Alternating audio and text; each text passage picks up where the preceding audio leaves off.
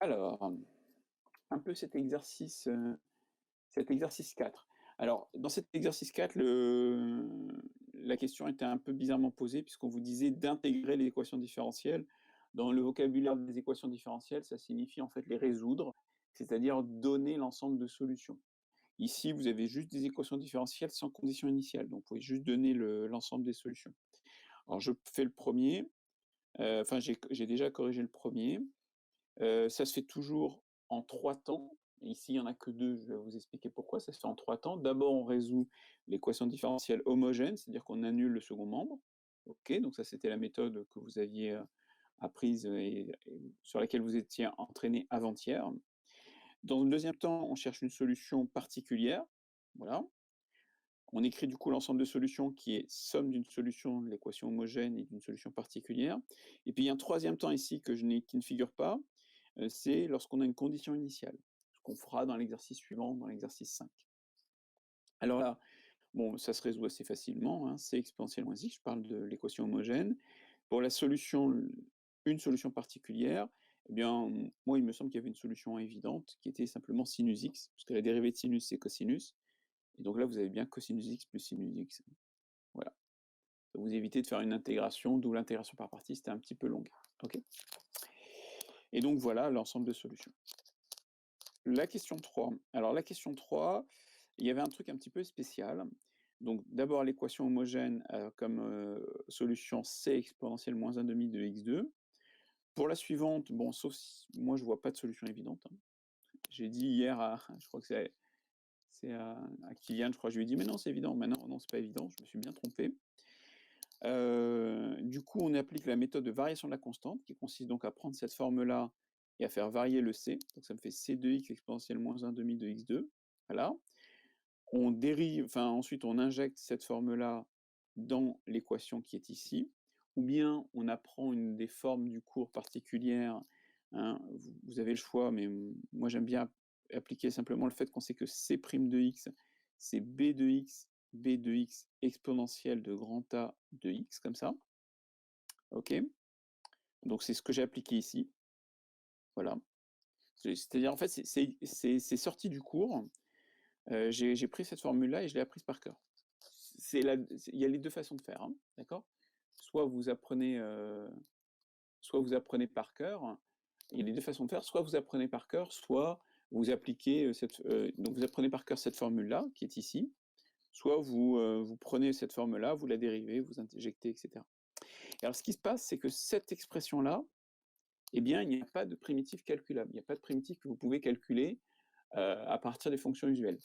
Et ça fait partie de ces fonctions-là, donc il faut le savoir qu'on n'a pas de primitive. Je vous en rappelle quelques-unes, et peut-être vous pouvez m'en rappeler quelques-unes dans le chat, peut-être si vous avez des idées, hein. Donc ces fonctions dont on ne calcule pas les primitives. Est-ce que certains se souviennent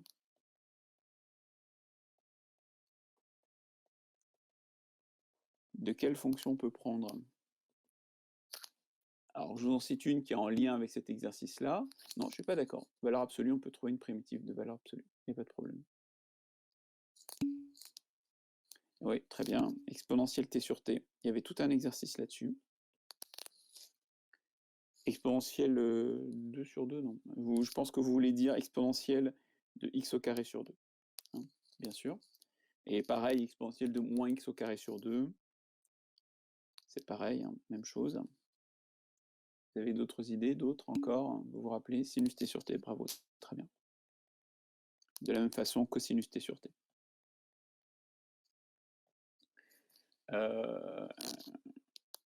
Et une dernière, hop, exponentielle de 1 sur t aussi. Voilà, c'est les plus souvent, c'est les plus fréquentes que vous rencontrerez. Et donc ici, dans cet exercice-là, justement, on rencontre justement exponentielle de 1 demi de x2. Alors x exponentielle 1 demi de x2, vous pourriez l'intégrer, ça se fait parce que c'est la forme u' exponentielle u, donc ça va. Mais là, c'est ce morceau-là, ce dernier morceau-là, là, il n'y a pas. Alors qu'est-ce qu'on fait? Eh bien, on cache la poussière sous le tapis, on va dire soit grand F une primitive 2, c'est tout. On la calcule pas, on sait qu'elle existe, donc on la pose, on lui donne son nom, et on exprime l'ensemble de solutions avec grand F qui est là. Voilà, c'est tout. Ça arrive, ça peut arriver. Alors ça ne veut pas dire que c'est problématique, hein, parce que grand F, on connaît sa dérivée, on connaît ses tableaux de variation, on peut le mettre dans un ordinateur avec la méthode des rectangles et calculer des valeurs numériques, c'est pas un problème. Juste pour répondre à une petite question de Chloé, qui pensait que valeur absolue, on ne peut pas calculer une primitive, on peut très bien calculer une primitive de valeur absolue. Hein, si je fais intégrale de 0 à x de valeur absolue de t dt, bon, ben, j'ai deux cas à faire. Si x est positif, j'intègre t dt, ça c'est si x positif, voilà. Et donc ça s'intègre simplement en 1 demi de t2, de 0 à x. Et si x est négatif, eh bien ça fait moins t dt, donc il n'y a pas de problème. Et ça s'intègre en moins 1 demi de t2, voilà, de 0 à x. Ça c'est si x est négatif. Il n'y a aucun souci. Hein. Et si vous allez de moins 1 à x, bah, vous compliquez un peu la vie, mais il faut couper un morceau, ça marche. Voilà. Question 5. Alors, pour la question, alors, je vais sauter la question 5. Vous allez voir pourquoi. J'y reviens. Je fais la question 7. La question 7 se fait sans trop de soucis. Hein, comment dirais-je? D'abord, l'équation homogène qui est ici. Voilà. Donc, bon, moi j'ai trouvé grand C exponentielle moins 2 arc tangente de x. Si vous n'êtes pas d'accord, vous me le dites. Cherchons une solution de la forme C de x exponentielle moins 2 arc tangente de x, toujours celle-là où je fais varier la constante. D'accord? On a, alors par la formule du cours que moi j'ai apprise par cœur, C' de x égale 1, mais vous pouvez l'avoir d'une autre façon. Et donc je prends comme primitive C de x égale x. Ok? Et du coup, j'injecte tout dans l'ensemble de solutions. Solution de l'équation homogène, plus la solution particulière que j'ai trouvée. Ah oui, j'ai sauté cette étape. Hein. J'ai écrit la solution particulière, c de x exponentielle moins 2 arc tangente de x. Donc ça, elle figure ici finalement. D'accord?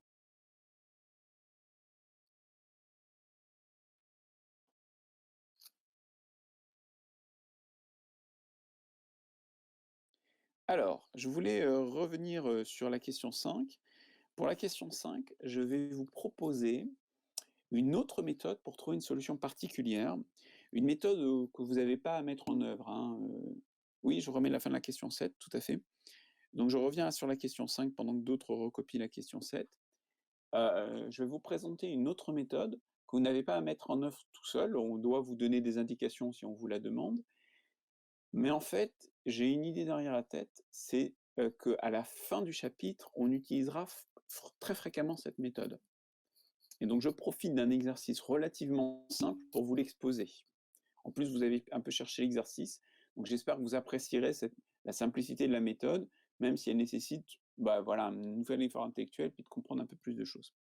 Alors, on cherche à résoudre l'équation différentielle, pardon, y' plus y égale sinus x. Donc la résolution de l'équation homogène est assez simple, et on trouve un grand C exponentielle moins x. Et ensuite, maintenant, on cherche une solution particulière de ce truc-là. Alors, on peut faire la méthode de variation de la constante. Elle marche très bien, il n'y a aucun souci. Je vous invite à la faire si vous ne l'avez pas faite. Et moi, je vous propose une autre méthode. Alors, je ne sais pas si vous avez remarqué, mais il y a des fonctions, il y a des familles de fonctions, lorsqu'on les dérive, on reste dans la famille. Ça reste en famille, la dérivée, vous voyez? Donc, par exemple, il y a une famille de fonctions qui donne quelque chose de similaire.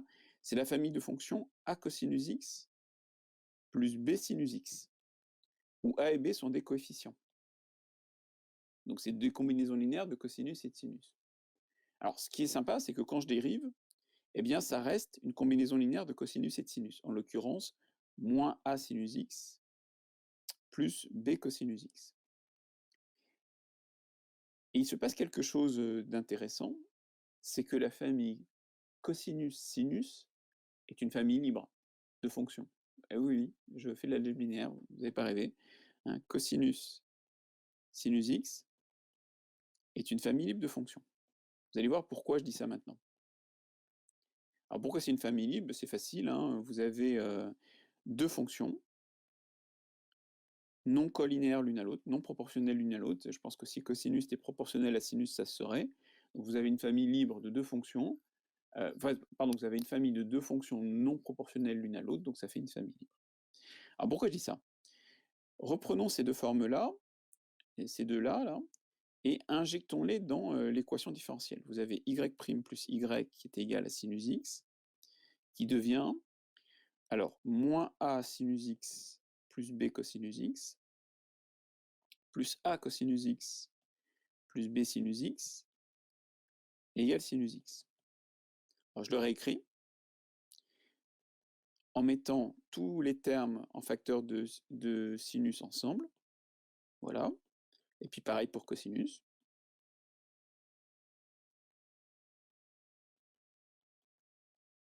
Et regardez, j'avais préparé ça depuis longtemps parce que je vous en ai parlé depuis longtemps. Ici, j'ai une combinaison linéaire de sinus et de cosinus. Ici aussi, une combinaison linéaire de sinus et de cosinus. La famille sinus-cosinus est libre, donc je peux identifier les coefficients. B-A, qui est le coefficient à gauche devant sinus, est égal à 1, qui est le coefficient à droite devant sinus. A plus B, qui est le coefficient à gauche devant cosinus, est égal à 0, qui est le coefficient à droite devant sinus. Ça, c'est la famille sinus-cosinus étant libre.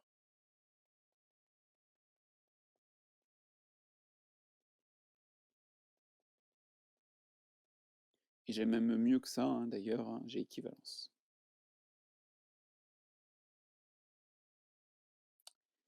Et ce petit système est très facile à résoudre. Ça fait visiblement A égale B. Hein, pardon, A égale moins B. Hop, voilà. Et donc, A égale moins B, ça fait... Attendez, je suis en train de me tromper. A égale moins B, hop, hop, hop, je reprends. Je vais l'écrire différemment. C'est pas faux, mais je l'écris juste différemment. B égale moins A égale 1,5. Voilà. Et donc, du coup, Y égale... Donc, c'était... Y, c'était A cosinus X plus B sinus X. Donc, ça fait moins 1,5 de cosinus X plus 1,5 de sinus X. Voilà. J'ai pas fini, hein, parce que je dois donner l'ensemble de solutions de mon équation. Je l'écris maintenant, comme ça vous avez le temps de recopier, et de préparer des questions si vous en avez. Donc ça, du coup, ça fait l'ensemble des fonctions de R dans R, qui a X associe, grand C exponentielle moins X, plus 1,5 de sinus X, moins 1,5 de cosinus X.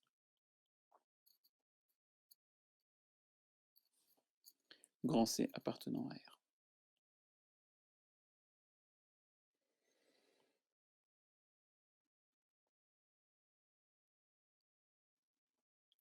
Est-ce que vous avez des questions? Alors, là, c'était juste, c'est quasiment du cours, hein, d'accord? Vous aviez surtout à suivre mon explication. Alors, je vais répondre à la question de Milan. En fait, j'ai fait le calcul de tête, hein, d'accord? C'est tout. Hein. C'est-à-dire que là, si vous faites, par exemple, si vous faites la somme, vous avez 2b égale 1 ici, voilà. Donc ça, je fais L2 prend L2 plus L1, voilà. Alors, quand sait-on qu'on doit appliquer cette méthode? Comment c'est qu'on doit appliquer cette méthode? Là, vous ne deviez pas appliquer cette méthode. Vous deviez appliquer la méthode de variation de la constante, puisque c'est une équation différentielle d'ordre 1. Voilà. Donc là, c'était du bonus. C'était juste pour la suite. Dans les équations différentielles d'ordre 2, il faudra appliquer cette méthode. Et je vous l'expliquerai dans le cours. Vous verrez les cas précis dans le cours. Ok. Doit-on justifier que la famille est libre? Question de Lina. Non, pas vraiment, puisque je vous donnerai des familles libres dans le cours. Donc, je vous donnerai des familles sinus-cosinus, je vous donnerai les polynômes, et puis je vous donnerai des familles d'exponentielles. C'est les seuls cas que vous rencontrerez, et donc dans ce cas-là, vous n'avez pas besoin de justifier la liberté de la famille. Ceci dit, la liberté de la famille, ça peut faire une très bonne question. Une question intermédiaire, une question à l'oral, voilà. Et donc, faut quand même un peu réviser comment on fait. Là, je le redis, c'est très simple, c'est une famille de 2 fonctions non proportionnelles, voilà, c'est la seule raison. Okay. Donc, il faut savoir le faire, même si ce n'est pas nécessaire de le justifier.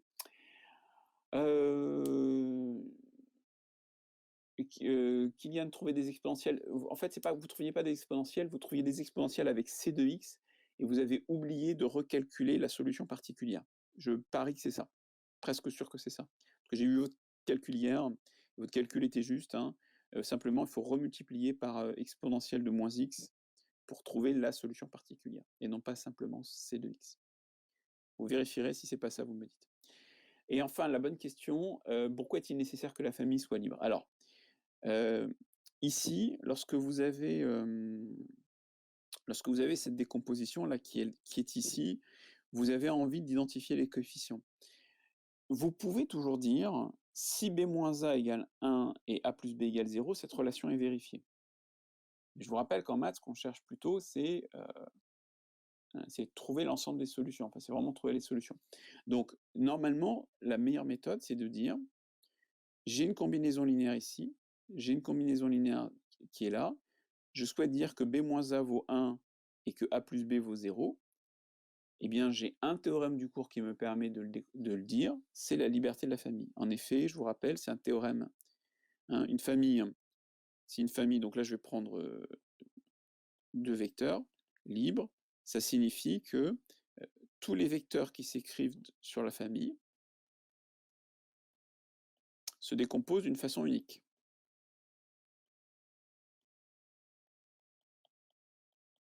Et c'est cette unicité que j'utilise. C'est ça. Cette unicité, je l'utilise ici. Tout ce qui se décompose sur la famille se décompose d'une façon unique. Bah, regardez, là vous avez une décomposition de la même, mais comme la décomposition est censée être identique, je suis obligé d'identifier les coefficients.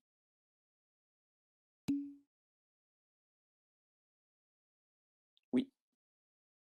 Puis vous m'avez montré votre calcul hier, et vous trouviez ensuite, juste spécial Kylian, vous trouviez ensuite c de x égale, si mes souvenirs sont bons, 1 demi de sinus x moins 1 demi de cosinus x, alors ensuite exponentielle x, voilà. Et donc y de x, je vous rappelle, c'est c de x, la solution particulière que vous êtes censé calculer, exponentielle moins x. Et du coup, quand vous réinjectez, les exponentielles se simplifient, là, hop, hop, comme ça, et vous trouvez directement 1 demi de sinus x moins 1 demi de cosinus x.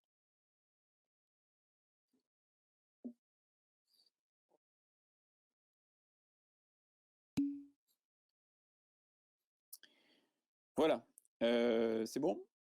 J'avance, hein. Je voudrais qu'on parle un petit peu de cet exercice 5. Alors, vous avez été nombreux à pas du tout comprendre ce qui se passe. J'ai eu plein de questions. J'ai trouvé ça assez étonnant parce que enfin, c'est vraiment super facile, vous allez voir. C'est vraiment un détail. Alors, prenons la première. Y' moins y tangente x sur moins pi sur 2, pi sur 2. Alors, elle se résout sans difficulté parce que c'est une équation homogène, donc vous n'avez pas à trouver une solution particulière de l'équation parce qu'il n'y a pas de second membre. On pose a de x égale moins tangente x, moins sinus x sur cosinus x. Primitive, bon, on reconnaît une forme u' sur u, donc une primitive log de valeur absolue de cosinus x qui donne ici log de cosinus x puisque cosinus est positif. Et donc l'ensemble de solutions, l'ensemble de solutions, c'est c exponentielle log de cos x qui donne ici directement c de cos x. Bon, maintenant à quoi ça sert y de 0 égale 1?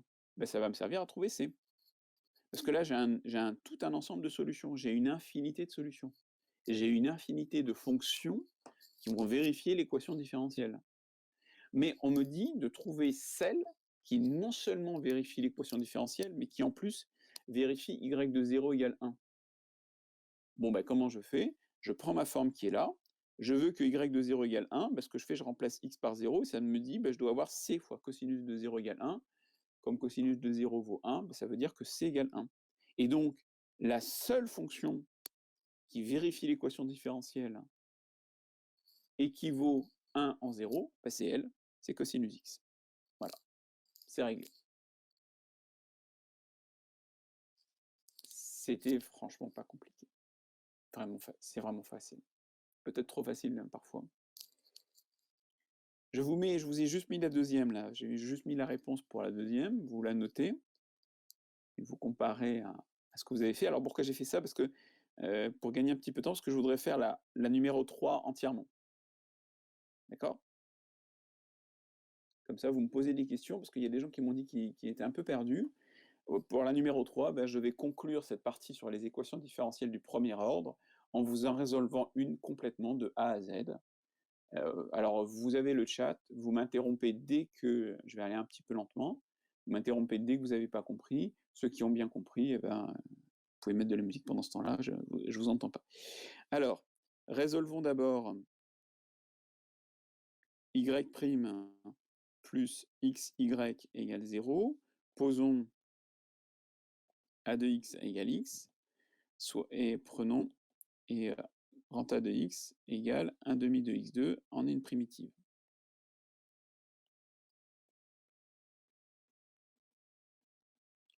Donc, hop, donc y de x égale grand C exponentielle de moins 1 demi de x2, d'accord, avec C appartenant à R.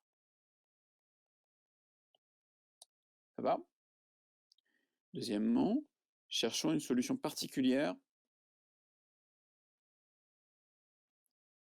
Pendant que j'écris tranquillement, peut-être qu'il y en a un qui me trouve la solution particulière, qui me donne la méthode. Parce que là, j'ai vraiment pas envie de faire trop de calculs.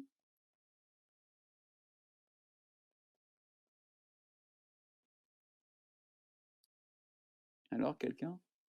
Elle est là, hein.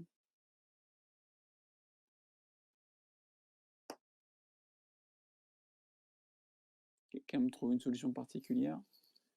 Faut que je fasse la variation de la constante? J'ai pas très envie. Pourquoi j'ai pas envie? Bah, j'ai pas envie parce que... Non, personne? Non, non, non. Je voudrais que quelqu'un me voit ce qu'il faut faire. J'entends à distance vos crayons qui grattent. C égale 1. Ah, pas mal. Si je fais Y égale 1, ça marche? Vous êtes sûr, Alexis? Je fais Y égale 1, Y prime vaut 0. Ça va pas aller.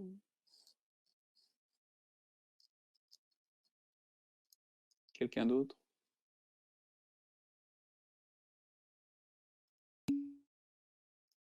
Un demi?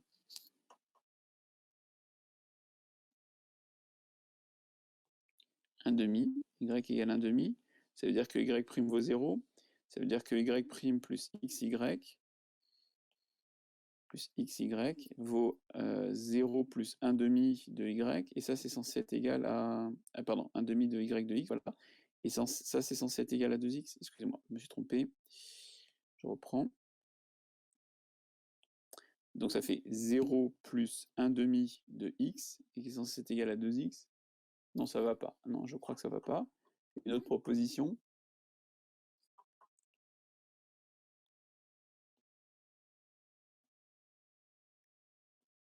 Vous êtes... Vous me surprenez ce matin.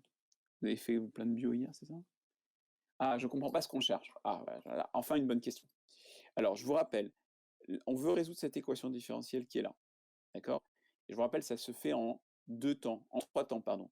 D'abord, je résous l'équation homogène. Je viens de le faire, c'est ici. Voilà la réponse. D'accord? Et ensuite, je cherche une solution particulière. Je cherche une fonction qui vérifie ça. Une fonction y qui va vérifier ce truc-là. Donc vos camarades me font des propositions. Et je vois qu'enfin j'ai des bonnes réponses. D'accord? Ah, ça fait plaisir parce que Hélène qui me disait qu'elle était paumée, elle me donne des bonnes réponses maintenant. Donc c'est pas mal. Donc ça fait y égale 2, y' égale 0.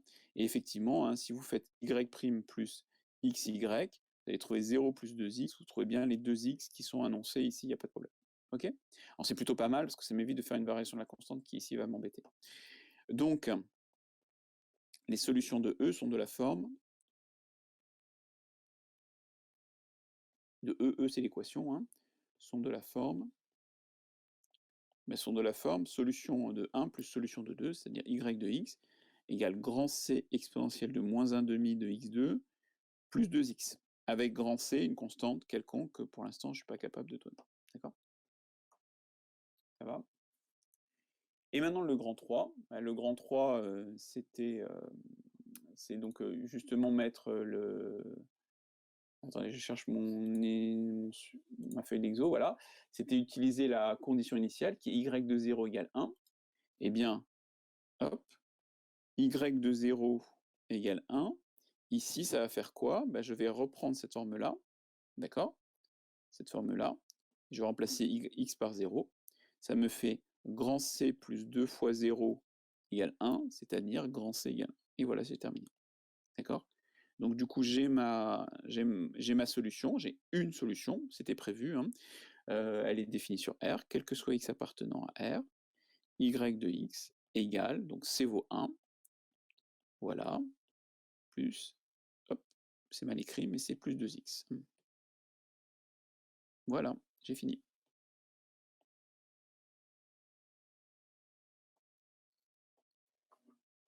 Est-ce que ça va?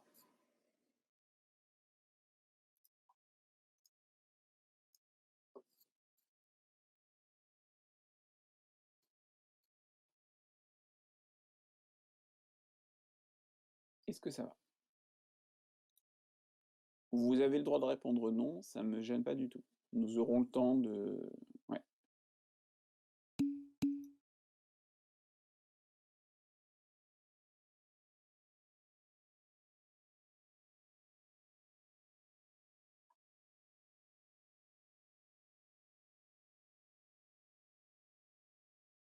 Ah d'accord, il y a des gens qui réagissent, c'est sympa. Alors en fait, je regarde ce que je viens de faire parce qu'avec un choix dichotomique, je ne vois pas qui répond.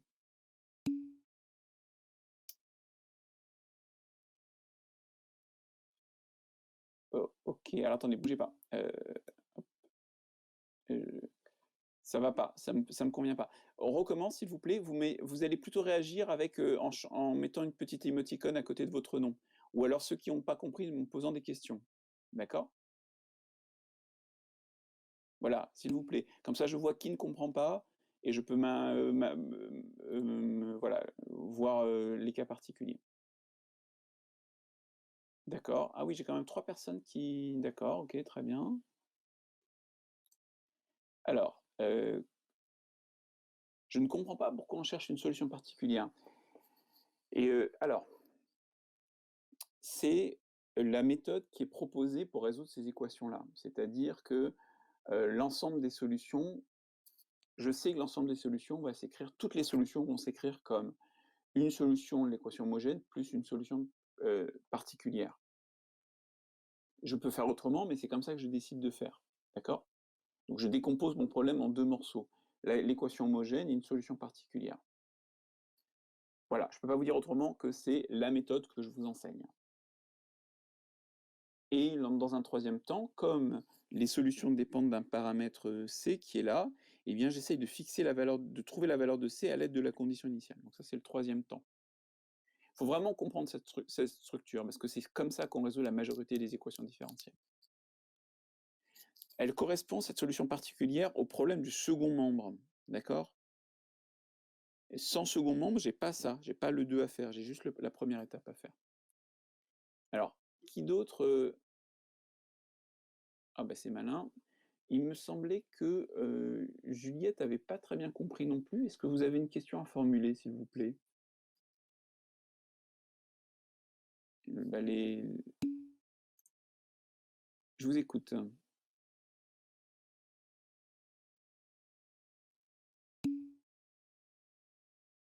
Et Alexis pose une question. Oui, tout à fait, Alexis, très bien. Tout à fait. Si l'équation est homogène, on saute l'étape 2, vous avez tout à fait compris.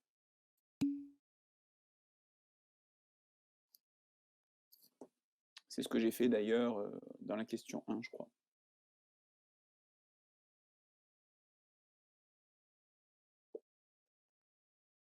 Et j'aimerais bien que les gens qui ont des soucis arrivent à formuler une question. Sinon, ce que je vous propose, c'est que... alors cet après-midi, à 16h, je ferai de la correction de copie sur Discord. Vous pourrez venir y assister si ça vous intéresse. Et ceux qui ont un petit souci, vous pouvez rester un petit peu vers 17h et me poser des questions. Alors, on y va, Juliette. Pourquoi écrit-on l'ensemble des solutions comme une somme de la solution de l'équation homogène d'une solution particulière? Parce que ça marche. Je ne peux pas vous le dire autrement. C'est-à-dire que cette méthode-là me permet de résoudre le problème, donc je fais comme ça. Il y a une autre raison mathématique qui est plus profonde, c'est que l'ensemble des solutions de l'équation homogène, là, correspond à l'étape 1, c'est un espace vectoriel, et que du coup, on a des moyens extrêmement puissants pour l'étudier. Quelle que soit l'équation linéaire, on peut, l'équation linéaire homogène, on peut trouver son ensemble de solutions, on a des magnifiques théorèmes de maths pour ça.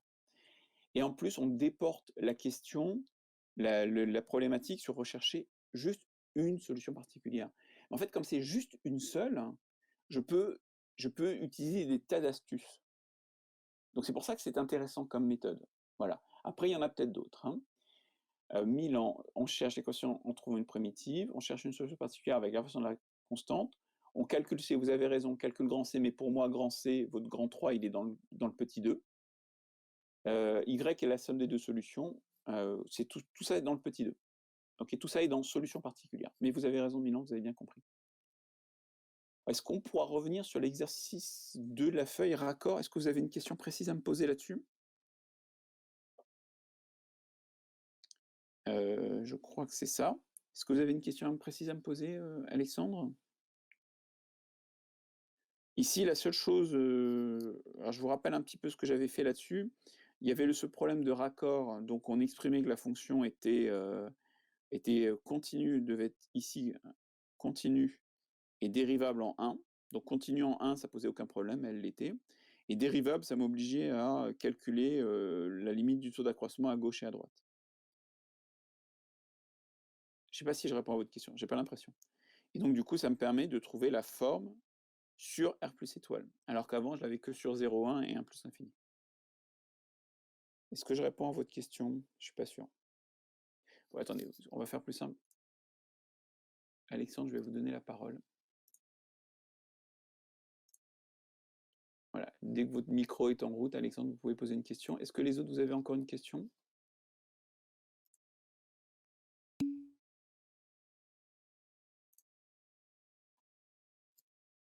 C'était surtout la question 3. Oui, la question 3.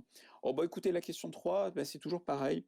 C'est que vous avez là une solution avec une solution quelconque. Vous avez la forme générale des solutions avec toujours ce coefficient C1 qu'on n'a pas fixé. Et pour fixer C1, bah, ce que je fais, c'est que je prends une condition initiale. Donc là, elle est sous sa forme très vague, mais y très générale, y de x0 égale y0. Et bah, ça me permet de calculer C1. Voilà, ça me donne C1, c'est toujours le but. Toujours le petit 3, c'est toujours trouver le coefficient. Alors là, ce C1, c'est y0 sur valeur absolue de log de x0. Quand j'ai le droit de le faire, c'est-à-dire quand j'ai le droit de diviser par log de x0, parfois j'ai pas le droit, j'ai pas le droit quand x0 vaut 1, parce que à ce moment-là, son log vaut 0. Dans ce cas-là, je me retrouve avec l'équation 0 égale y0, et là, je fais une petite discussion. Soit y0, qui est une donnée, valait bien 0, dans ce cas-là, tout le monde marche. Soit y0, qui est toujours une donnée, ne valait pas 0, et dans ce cas-là, personne ne fonctionne, personne ne marche. C'est une excellente question, Mathieu. Non, pas toujours. D'accord, pas toujours. On peut vous donner à résoudre le problème. Par exemple, si vous êtes en physique, vous avez toujours les conditions initiales. Vous utilisez beaucoup d'équations différentielles en cinétique chimique. En cinétique chimique, vous connaissez les concentrations initiales, mais parfois pas. Parfois, quand vous êtes dans le cours, vous ne prenez pas les conditions initiales. Vous se dites juste, bon, voilà, je résous mon équation, ça fait une exponentielle qui décroît, et donc j'écris juste une exponentielle qui décroît. Voilà, c'est tout. D'accord? Non, non, en général, même les conditions initiales, c'est pas une question très intéressante. C'est quand on doit vraiment faire des prédictions. Ok? Bien, j'avance le cours. Je vais essayer, on a encore on a 20 minutes. J'espère avoir le temps de faire pas mal de choses. Alors, nous allons maintenant aborder la question des équations différentielles du second ordre. Donc c'est linéaire, toujours. Contrairement à ce que j'ai fait précédemment, précédemment, les coefficients, comme ça, dépendaient de x. Donc ça ressemblait à ça. Ne notez pas, c'est pas la peine. Ça ressemblait à ça. OK. Et ici, alors c'est très intéressant à étudier comme sujet, mais c'est franchement pas simple. Vraiment pas simple. On va se simplifier la vie parce que c'est un cas qui est quand même très utile. On va prendre des coefficients constants. Voilà. Donc là, A, B, C, c'est ce que j'ai fait ici. A, B, C sont 3 constantes. OK, 3 réels fixés. Je prends A non nul parce que je veux une vraie équation du second ordre. Si A vaut 0, bah, c'est pas du second ordre, c'est d'un ordre plus bas, je sais pas lequel. Et j'ai le second membre, du coup, je l'ai pas appelé B, je l'ai appelé F, parce que voilà, j'avais besoin de B pour autre chose. Alors, avant de commencer, un petit rappel, parce que je vais l'utiliser dans la suite, un petit rappel sur les équations du second degré. Quand j'ai une équation ax2 plus bx plus c égale 0, avec ABC 3 réels, ou 3 complexes, hein, peu importe, mais là, dans ce chapitre-là, j'ai besoin que de réels, A non nul. Alors, vous connaissez par cœur cette résolution, etc. Mais je peux tout résumer en disant cette équation admet toujours deux solutions, admet deux solutions. Donc, je vais noter lambda 1 et lambda 2, éventuellement réels. Pardon, je reprends. Éventuellement complexes, et éventuellement réels, j'espère bien, mais éventuellement complexes, éventuellement confondus. Alors pourquoi je dis ça sous cette forme vague? Eh bien parce que ça me permet de vous dire que on sait alors que ax2 plus bx plus c peut se factoriser en a facteur de x moins lambda 1 facteur de x moins lambda 2. Et éventuellement, si lambda 1 égale lambda 2, ça me fait x moins lambda 1 carré. Hein. Je développe ce terme de droite parce que je vais en avoir besoin. Ça me fait ax2 moins lambda 1 plus lambda 2x plus lambda 1 lambda 2. Et donc ça me fait, si je finis de développer, ax2 moins a lambda 1 plus lambda 2 grand X plus a lambda 1 lambda 2. Et ça me permet de retrouver, puisque je peux identifier les coefficients à gauche et à droite, ça me permet de retrouver un résultat dont je vous avais déjà parlé, mais dont je vais vraiment avoir besoin maintenant, qui est que lambda 1 plus lambda 2, enfin moins a lambda 1 plus lambda 2, c'est égal à b. Ça me donnera donc que lambda 1 plus lambda 2 est égal à moins b sur a. Et d'autre part, a lambda 1, lambda 2 est égal à c, c'est-à-dire que le produit lambda 1, lambda 2 est égal à c sur a.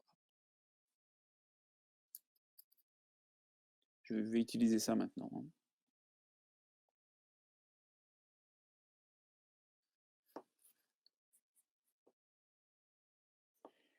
Alors, je vais attaquer un moment de cours qu'on a déjà attaqué à 2 reprises, je crois. Je vais vous expliquer, je vais vous démontrer la forme de l'ensemble des solutions. Je vais tout vous détailler. Vous n'avez pas besoin de connaître cette démonstration, vous n'avez pas besoin de retenir trop de détails de cette démonstration.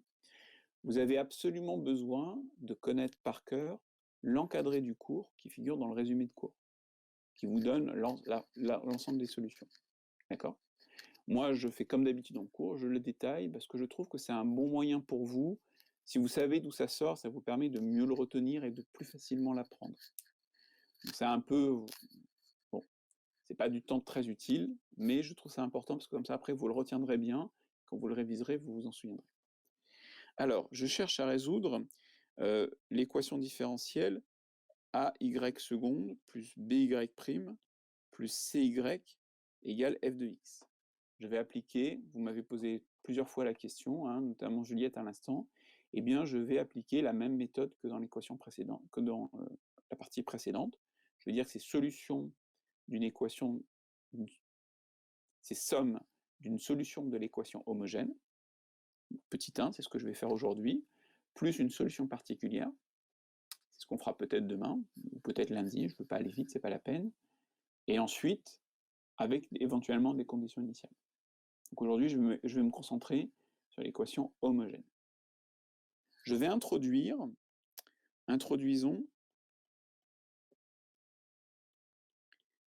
grand E, l'équation caractéristique, ça doit vous rappeler des souvenirs, associée.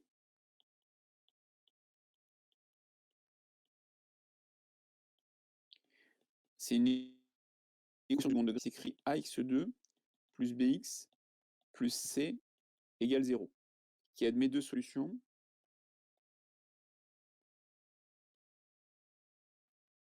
Lambda 1 et lambda 2, éventuellement complexes, éventuellement confondus. Alors pourquoi je fais ça? Eh bien, parce qu'il se trouve que on peut faire une remarque, fondamentale, une remarque initiale, qui est pas vraiment une remarque, hein. Remarque initiale, eh bien, si je considère la fonction y de x qui est égale à exponentielle de lambda 1 x, je vais donner un nom à mon équation, je vais l'appeler E0, eh bien, il se trouve que cette fonction-là est solution de E0. Je vais le vérifier, en effet. Bien, en effet, donc d'abord je dérive.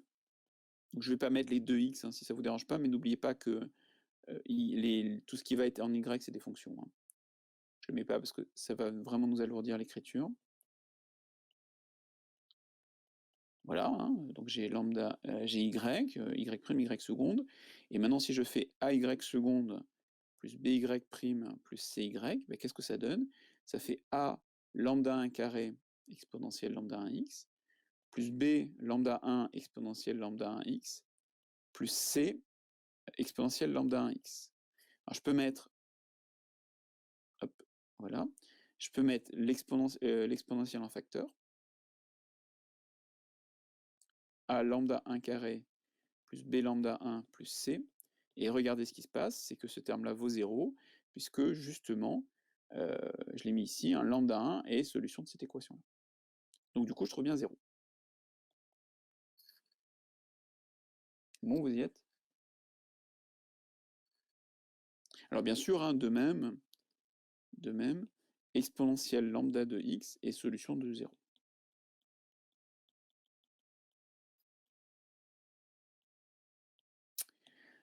Alors, à quoi ça va me servir? Eh bien, je vais faire la même méthode que j'avais faite dans la question, dans la partie précédente.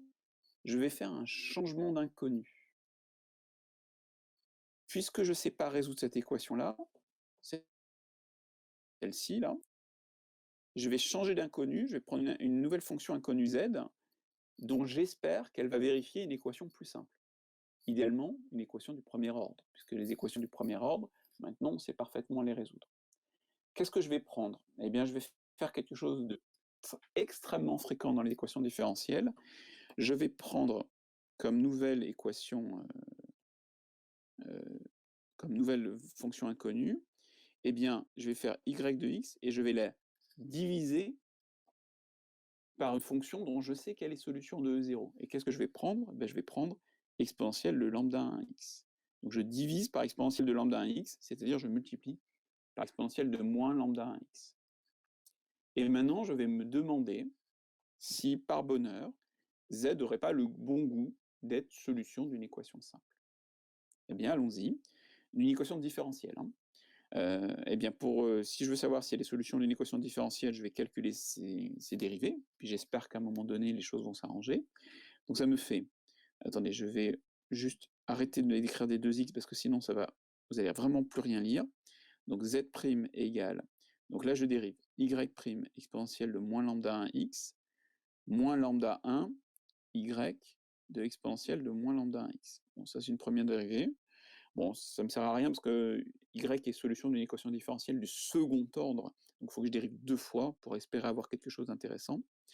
Ça me fait y seconde exponentielle de moins lambda 1x, moins lambda 1 y' exponentielle de moins lambda 1x, c'est pour le premier.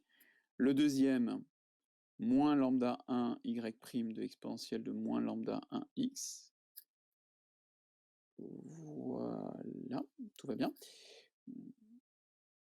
C'est bon? Plus lambda 1 carré, hein, je le mets comme ça, plus lambda 1 carré y de exponentielle de moins lambda 1x.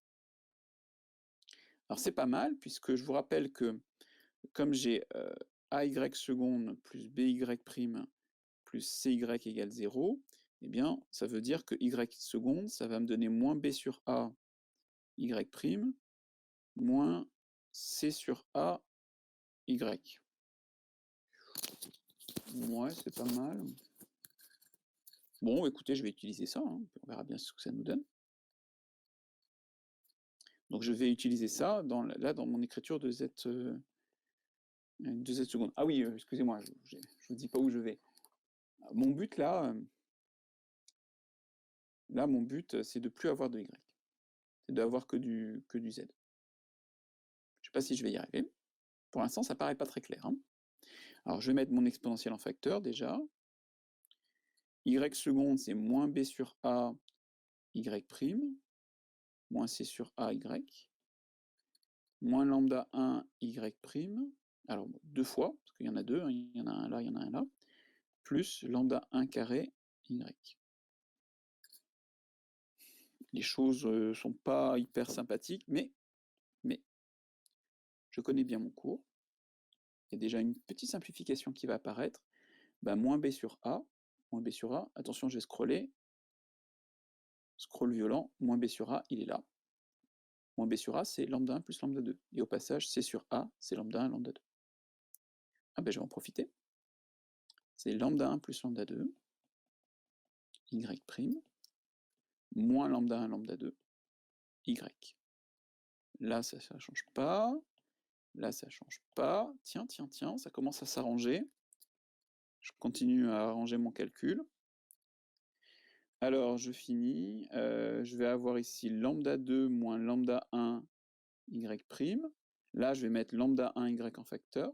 Si j'ai pas tort, moins lambda 1... Alors, attendez, que je ne me trompe pas. Oui, moins lambda 1 en facteur. Ça fait lambda 2 moins lambda 1. Tiens. Encore des choses qui se mettent en facteur.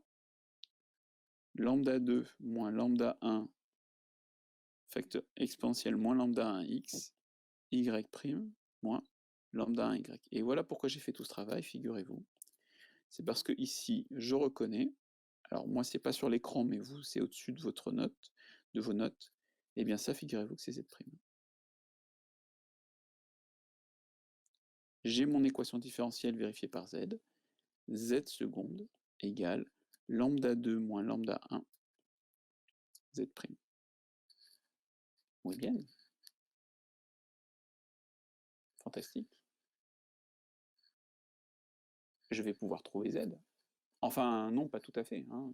Je vais pouvoir trouver z'. Z' est donc solution d'une équation différentielle d'ordre 1. À savoir, l'équation différentielle, hein, c'est z seconde moins lambda 2 moins lambda 1, z' égale 0. D'accord? Je connais parfaitement mon cours, j'ai mon A là, le A du cours c'est moins lambda 2, comme ça, voilà. Donc je sais que du coup, je vais avoir, il existe, alors je vais l'appeler comment, que je suis malin, je vais l'appeler, bon je l'appelle C, mais je vais changer son nom tout à l'heure. Je vais juste lui ajouter un indice, hein, tel que, quel que soit x appartenant à R, z de x égale grand C exponentielle lambda 2 moins lambda 1 x. Z' bien sûr. Pas mal. Et donc du coup je peux trouver z. Z de x égale, ah ben, une primitive de exponentielle lambda 2 moins lambda 1, a. Ah mince, bon, il y a quand même une complication qui arrive. Eh bien, je vais être obligé de faire une disjonction des cas, parce que je vous rappelle que là, la primitive que je vais écrire, c'est ça. C'est celle-là la primitive que j'ai envie d'écrire, donc plus constante, hein. Bon, attendez, bougez pas. Je vais l'appeler comment ma constante? Je vais l'appeler d, voilà. Alors je suis un petit peu embêté parce que vous voyez, j'ai une contrainte là, c'est que je ne peux pas diviser par lambda 2 moins lambda 1 si elles sont égales, ces deux-là. Donc je vais être obligé de faire une disjonction des cas. Première disjonction des cas, si lambda 2 est différent de lambda 1. Voilà, je suis obligé. Ok. Et du coup, j'ai z, maintenant j'ai trouvé y, c'est magique. Donc y de x, qui je vous rappelle est égal à z de x exponentielle lambda 1x. J'ai plus qu'à multiplier cette expression par lambda exponentielle lambda 1x, ça me fait quoi? Ça me fait c sur lambda 2 moins lambda 1 exponentielle de lambda de x plus grand B exponentielle de lambda 1x. Et voilà, regardez, c'est joli. J'ai mon ensemble de solutions. Alors vous ne le trouvez pas très joli, d'accord, je vais le changer. Cette constante-là, je vais changer son nom. Celle-là, je vais changer son nom. Hein, et je vais les appeler. Il existe. Alors attendez, bougez pas, je prends le résumé de cours parce que je veux prendre les mêmes notations. Parfait, c'est là. Il existe C1, C2 appartenant à R2, tel que y de x égale C1 exponentielle lambda 1x plus C2 exponentielle lambda de x. Voilà. Alors, long calcul, hein, qui encore une fois, vous n'êtes pas obligé de maîtriser dans le détail. Il y a plein de choses, ceci dit, parce que c'est du calcul, c'est toujours intéressant. Et excellente réponse, excellente solution, puisque maintenant, j'ai mon ensemble de solutions dans le cas lambda 2 différent de lambda 1. Alors, grand D, ben, vous voyez, c'est que quand je suis passé de là à là, j'ai intégré. J'ai pris une primitive, d'accord? Alors, quand je prends une primitive, eh bien, j'ai une constante qui apparaît, c'est une constante additive. Donc, D, c'est un réel, voilà, avec D appartenant à R.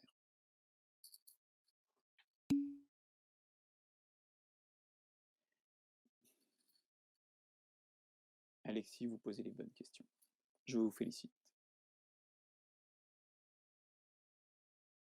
Mais c'est pas vraiment c'est pas la vraie question. C'est une bonne question, merci, mais c'est pas le détail le plus pénible. Mais le détail le plus pénible, je vous le garde pour demain ou lundi. Alors, je vais faire lambda 1 égale lambda 2, puisque Alexis me demande. Si lambda 1 égale lambda 2, alors en fait, ici, l'expression de z' là est beaucoup plus simple. Si lambda 1 égale lambda 2, ça vaut 0, et en fait, z', voilà, z' de x, en fait, il vaut tout simplement c. Et là, c'est fois 1, en fait, hein, voilà. Et donc, du coup, z de x, ce sera un truc de la forme cx plus d, avec d appartenant à R. Et donc, à ce moment-là, j'aurai, quel que soit x appartenant à R, y de x, qui est égal à cx plus d exponentielle lambda 1x. Et donc, pour avoir la même notation que dans le...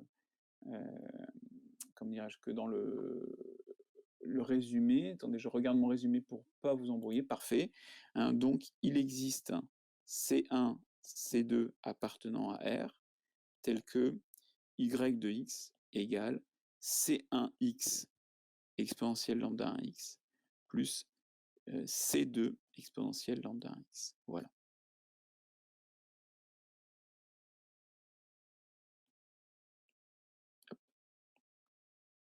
Continuez à me poser des questions. Mais décidément, mon encadré ne veut pas se faire.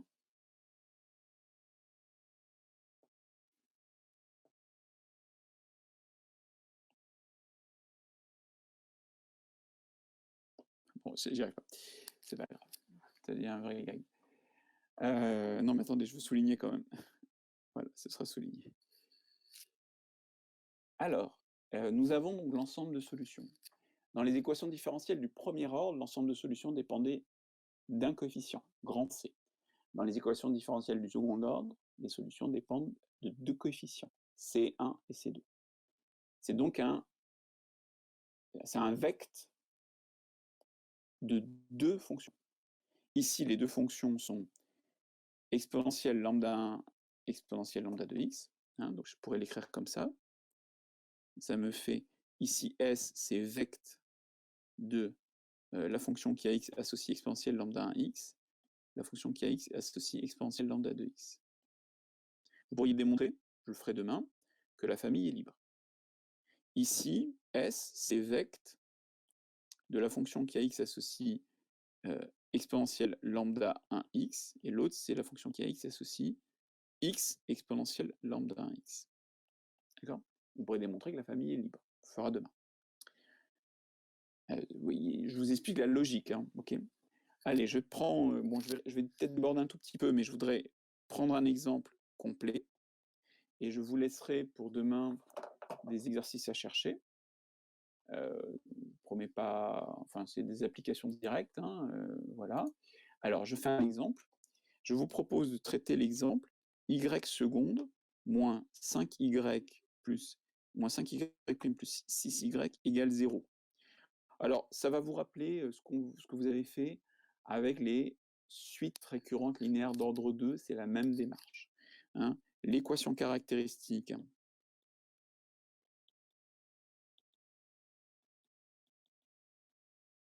est x2 moins 5x plus 6 égale 0. Elle admet deux racines. Peut-être vous me les trouvez de tête.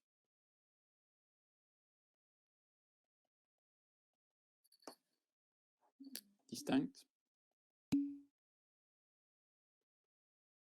Quelqu'un les trouve de tête? 2, très bien. Et l'autre?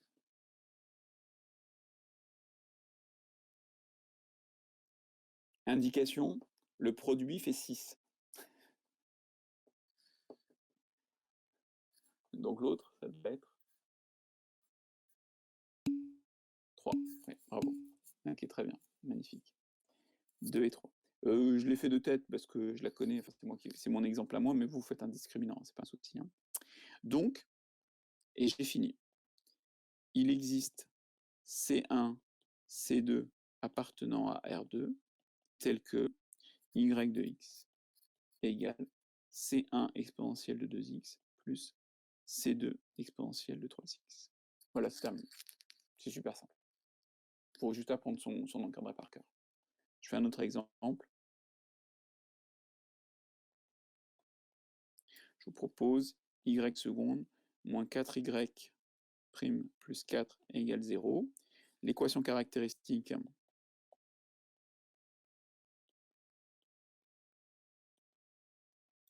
ici c'est x2 moins 4x plus 4. Oh, je reconnais une identité remarquable. X moins 2 carré égale 0. Donc une seule racine. Et l'unique racine, eh bien l'unique racine c'est 2. Donc du coup l'ensemble des solutions, hop. Donc il existe, alors j'aime bien les appeler grand A, grand B, vous allez voir pourquoi. Au lieu de C1, C2, bon, c'est ma petite manie, tel que y de x égale ax plus b, voilà pourquoi, parce que là j'ai un joli ax plus b exponentielle de 2x. Et voilà, c'est terminé. Alors en fait j'ai passé sous silence parce que j'ai plus le temps, mais c'est bien. Le vrai cas gênant. Le vrai cas gênant, c'est si les racines sont complexes, qu'est-ce qu'on fait? Parce que si les racines sont complexes, par exemple, si vous avez comme racine 1 plus i, et bien là, ce truc-là, ça va nous donner C1 exponentielle de 1 plus ix. Et ça, c'est pas une fonction réelle. Donc, il va falloir la transformer. Je ferai ça demain. C'est la fin de l'encadré pour les gens qui l'ont sous les yeux. Ok. Voilà, je vous laisse là. S'il y a des gens qui ont des questions, vous me les posez. Je vous donne quand même les exercices que je vous conseille de chercher pour demain. C'est franchement pas dur, hein, je vous assure.